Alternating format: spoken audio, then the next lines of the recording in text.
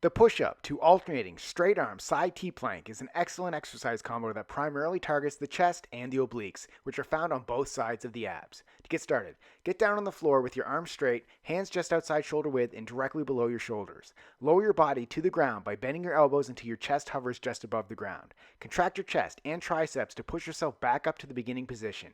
Keep your body straight as a board by keeping all your muscles firing and turned on.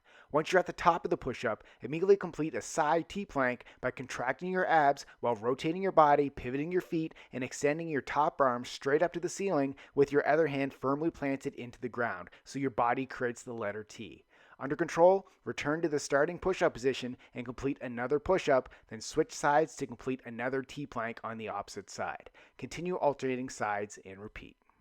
Subscribe to get a new exercise video demo every day.